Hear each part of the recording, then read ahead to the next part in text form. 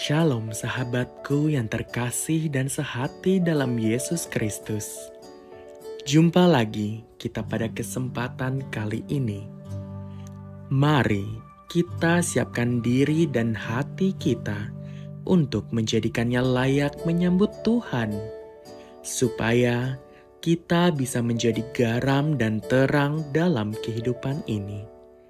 Tentunya dengan bersama kita resapi Renungan Sabda Pendalaman Iman presented by BPK PKK KAJ. Bacaan dari Injil Matius bab 25 ayat 1 sampai 13. Pada waktu itu hal kerajaan surga seumpama 10 gadis yang mengambil pelitanya dan pergi menyambut mempelai laki-laki. 5 di antaranya bodoh dan 5 bijaksana. Gadis-gadis yang bodoh itu membawa pelitanya, tetapi tidak membawa minyak. Sedangkan gadis-gadis yang bijaksana itu membawa pelitanya dan juga minyak dalam botol mereka.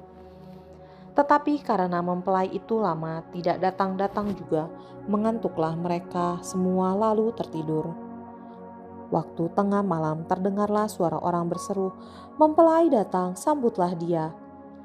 Gadis-gadis itu pun bangun semuanya lalu membereskan pelita mereka. Gadis-gadis yang bodoh berkata kepada gadis-gadis yang bijaksana, "Berikanlah kami sedikit dari minyakmu itu, sebab pelita kami hampir padam." Tetapi jawab gadis-gadis yang bijaksana itu, "Tidak, nanti tidak cukup untuk kami dan untuk kamu. Lebih baik kamu pergi pada penjual minyak dan beli di situ." Akan tetapi, waktu mereka sedang pergi untuk membelinya, datanglah mempelai itu dan mereka yang telah siap sedia masuk bersama-sama dengan dia ke ruang perjamuan kawin, lalu pintu ditutup. Kemudian datang juga gadis-gadis yang lain itu dan berkata, "Tuan, Tuan, bukakanlah pintu bagi kami." Tetapi ia menjawab, "Sesungguhnya aku berkata kepadamu, aku tidak mengenal kamu. Karena itu, berjaga-jagalah, sebab kamu tidak tahu hari maupun saatnya." Demikianlah Injil Tuhan. Bapak, Ibu, teman-teman, dan saudara-saudari terkasih di dalam Kristus, hari ini kita akan membahas renungan yang diambil dari Injil Matius bab 25 ayat 1 sampai 13 tentang 5 gadis bodoh dan 5 gadis bijaksana. Nah, kalau kita lihat di Injil Matius bab 24 dan 25, ini adalah satu kumpulan khotbah-khotbah Tuhan Yesus tentang akhir zaman. Akhir zaman mungkin di kita bisa terjadi di 2 hal ya. Tuhan Yesus datang kedua kali, atau mungkin saat itu adalah akhir dari hidup kita untuk bertemu muka dengan Tuhan. Nah, dikatakan bahwa 5 gadis bodoh dan 5 gadis bijaksana. Kok bodoh itu kan lawannya pintar ya. Tapi di sini dikatakan bijaksana. Kalau kita ingat di Injil Matius juga yang bab 5 ada 2 macam dasar kata Tuhan Yesus. Orang yang bijaksana itu mendengar firman dan melakukannya. Melakukannya, kalau misalnya kita bangun rumah kata Tuhan Yesus gitu ya. Kita bangun itu dari batu dasarnya. Maka kalau hujan turun, ada angin, maka rumah itu akan stand still di situ gitu, akan tetap berdiri. Tapi kalau kita bangun dari atas pasir, which is kita dengar firman tapi kita tidak melakukannya, itu kita bangun rumah itu di atas pasir, begitu ada hujan, ada badai, that's it, kelar deh, rumahnya roboh. Nah, dikatakan 5 gadis bodoh dan bijaksana. Bijaksana artinya mendengar firman dan gak cuma dengar, tapi melakukannya. Nah, ada hal lagi. Gadis-gadis itu kan ada 10 orang, 5 bodoh, 5 bijaksana ya kan. Sama-sama bawa yang namanya pelita. Pelita tuh lilin gitu ya. Nah, cuman ada perbedaannya. Si gadis bodoh ini gak bawa cadangan minyak. gadis bijaksana ini bawa cadangan minyak. Jadi bisa bertahan lama tentunya pelitanya ya kan. Nah, mereka itu dikatakan mempelai pengantin. Nah, mempelai pengantin ini kalau bahasa Indonesia tuh kayak bukan bride and groom-nya, bukan mempelainya, tetapi penyongsongnya. Kayak pagar ayu gitulah ya kalau di Indonesia ya, pagar ayunya gitu. Nah, mereka menanti si pengantin mempelai prianya itu datang. Nah, mereka menanti, tapi kok nggak datang-datang gitu ya? Kok nggak datang-datang? Nah, sampai akhirnya malam gitu ya mereka ngantuk, mereka tidur. Tapi pada saat yang tidak diduga-duga, ternyata mempelai itu datang. Nah, jadi ke-10 wanita ini syok kan? Dua-duanya syok. Baik yang punya cadangan minyak, yang nggak punya cadangan minyak, dua-duanya syok. Jadi ini menggambarkan kita sebetulnya. Menggambarkan kita adalah orang-orang yang menantikan Kristus, tapi pertanyaannya, apakah kita membawa cadangan minyak? Lalu gadis-gadis bodoh itu kita tahu ya ceritanya. Minta kepada gadis bijaksana, bagi minyaknya dong. Kata gadis bijaksana, enggak nanti enggak cukup minyaknya. Beli aja tuh di situ di warung gitu ya.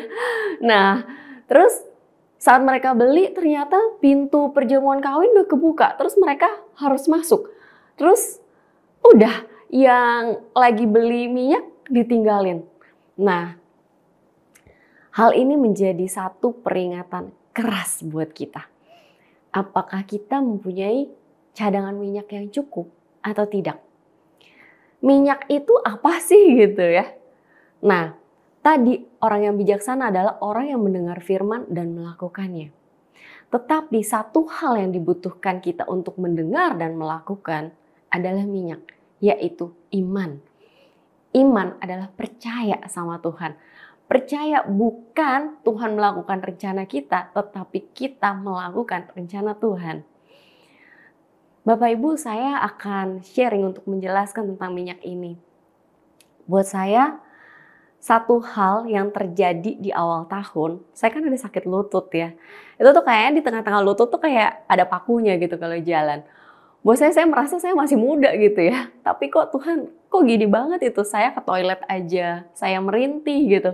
Saya turun tangga, saya mesti pegangan di tangga gitu. Kayak tuh sedih banget gitu, sakit lutut itu tuh buat saya gitu. Dan di momen-momen itu Tuhan begitu dekat dengan saya. Saat ini saya udah sembuh ya. Jadi saya kalau flashback itu, saya renungkan gitu ya. Momen-momen di mana saya sakit, itu adalah momen-momen yang saya dekat sama Tuhan. Di mana Tuhan tuh kasih hikmat gitu. Sheila, ini tuh minyak buat kamu. Ini adalah belajar untuk nge-refill gitu minyaknya biar penuh. Saya belajar beriman, saya belajar percaya sama Tuhan. Bahwa pelita yang saya bawa, itu Tuhan yang kasih. Saya tuh hidup tuh cuma bawa lilin gitu ya. Tuhan tuh nggak kasih lampu sorot yang bisa ngelihat 3 meter atau 5 meter ke depan. Tapi Tuhan kasih lilin. Dimana cukup buat saya, lilin itu tuh saya tahu bahwa Tuhan ada di sebelah saya. Dan saya tahu 1 meter ke depan itu saya akan baik-baik saja bersama Tuhan gitu. Mungkin nggak kelihatan 3-5 meter ke depan ya. Tapi cukup ada Tuhan di sebelah saya itu udah cukup gitu. Jadi saya belajar. Saya renungkan gitu ya. Ternyata di momen-momen itu saat pencobaan itu datang, saat ujian itu datang, saat masalah itu datang. Ternyata Tuhan lagi nge-refill minyaknya biar cadangan minyak yang saya punya itu tetap ada. Nah, teman-teman, Bapak Ibu, saudara-saudari terkasih. Yang diperlu take note dari renungan ini adalah bertahanlah. Kita boleh berserah, tapi kita tidak boleh menyerah. Tuhan, apapun yang terjadi dalam hidup kita, ingat bahwa ini tuh kita sedang di-refill nih cadangan minyaknya. Jadi tetap bertahan, tetap berserah tapi tidak menyerah, dan tetap beriman, tetap melakukan kebenaran. Mendengar firman gak cuma dengar, jadilah seperti gadis bijaksana yang punya banyak cadangan minyak. Dan saat Tuhan Yesus itu datang, kita akan bersama-sama dengan Dia. Gak ditinggalin lagi. Saya akan tutup dengan doa penutup. Di dalam nama Bapa dan Putra dan Roh Kudus. Amin. Bapa, terima kasih Tuhan buat hal-hal Tuhan yang mungkin di dalam hidup kami gak enak Tuhan. Mungkin di dalam hidup kami kok gini ya Tuhan. Tapi kami percaya Tuhan, apapun yang terjadi dalam hidup kami, Tuhan tuh mau ngajarin kami untuk kami lebih beriman sama Tuhan. Untuk kami menjadi gadis yang bijaksana Tuhan. Supaya saat Tuhan datang, Tuhan mendapati ada iman di muka bumi ini. Bapa, berikan kami kekuatan Tuhan, biar kami boleh sadar bahwa apapun yang terjadi dalam hidup kami, Tuhan tuh ada di sebelah kami. Tuhan gak pernah tinggalin kami. Biar kami boleh saat Tuhan datang, kami boleh jadi gadis-gadis yang bijaksana Tuhan. Di dalam nama Tuhan Yesus Kristus, Tuhan dan Juru Selamat kami berdoa dan mengucap syukur. Kemuliaan kepada Allah Bapa dan Putra dan Roh Kudus, seperti pada permulaan, sekarang, selalu, dan sepanjang segala abad. Amin. Dalam nama Bapa, Putra, dan Roh Kudus. Amin.